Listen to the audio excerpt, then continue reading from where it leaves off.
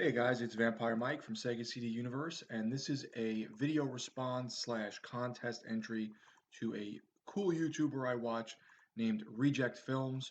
Congratulations on getting 900 subscribers. He's doing a contest, and he had asked everyone to do a video response talking about some of the Blu-rays and movies you like and why you collect and things of that nature. So I just am gonna show a few things off here that I really enjoy and talk about it. I really like under the radar type of films that have charm to them. Usually horror. I do enjoy the goofiness of things that, like, let's say, Miami Connection, for instance. But so those are kind of the camps I'm in, and I do like when they mix horror and weirdness with like some goofiness, brain damage, Evil Ed, Basket Case, things of that nature that feel kind of grimy, but also funny in a way. I enjoy that. I've completely went away from blockbuster, Hollywood movies over the years, like Goodfellas and Casino, to sludgy, crappy, micro budget B horror movies. So it's pretty funny how the times have changed, so to speak. Some movies I just pulled off the shelf just to talk about briefly that I enjoy. I just finished watching this again, Beyond the Gates. This was a pretty cool 80s throwback horror movie from about like the almost like that Atmosphere board game or Nightmare if you've played that. So I like when they do like 80s throwback movies and it has like this sort of feeling of when I was a kid or like a video rental store type stuff. I just mentioned Evil Ed, so here's Evil Ed by Arrow. This is a Blu-ray that's region free. I really like a lot of the Arrow releases. I think they put a lot of good restoration work into their releases in terms of, making the picture and the audio good. They add a lot of extras and the artwork and stuff. So Arrow is up there for me with companies that put out some really cool stuff. One of my all-time favorites is Vinegar Syndrome. This is Penitentiary 2.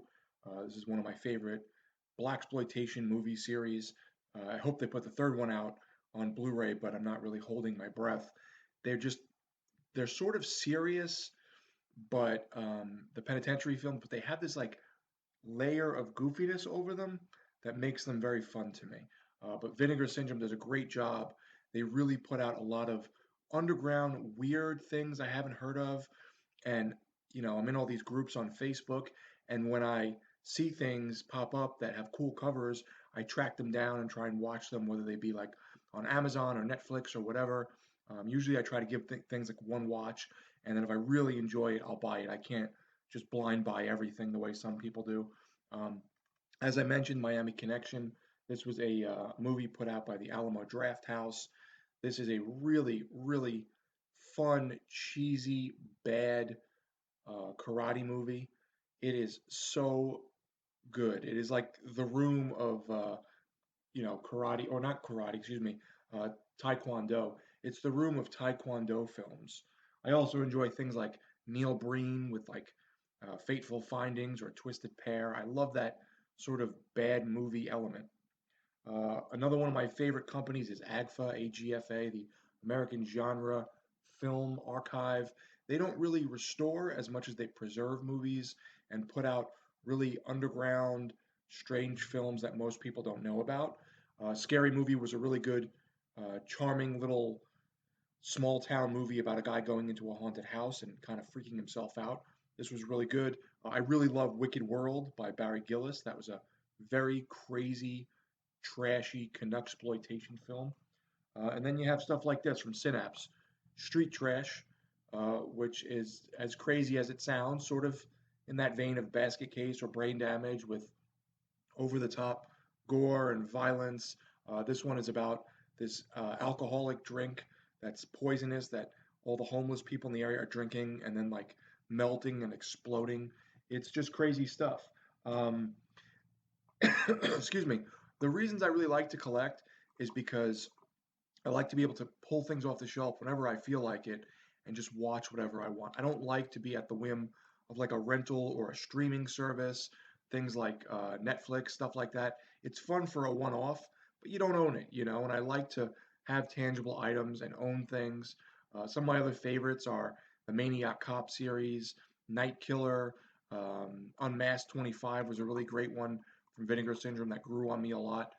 And recently, we had a loose wire outside on our pole where the internet is, so the fiber optic cable, and we didn't have, uh, we couldn't watch movies, we couldn't play games online, the whole gamut. So we just went downstairs to my little, 900 movie library and pulled stuff off every night, and would watch a movie or two every night. And I appreciate that. I like being able to own things. I like being able to go back and revisit things, and then friends come over and I can show them. It's not like they come over and I say, "Oh, this used to be on Netflix, but now we can't watch it, so I can't show you it. Sorry." Same with video games. I'm not a digital guy at all. Um, so yeah, these are some of my favorite companies. Not some of these are my favorite movies, some of them aren't, but Arrow, Vinegar Syndrome, and AGFA, just excellent stuff. I really like that underground sort of charm, as I mentioned earlier, especially if there's a horror element to it. So that's it. Just wanted to talk briefly about these like boutique labels that I enjoy. And congratulations again to RejectFilmz. I really like your channel, and I will keep watching. Thanks, guys, for watching. It's Vampire Mike from Sega CD Universe. Be good.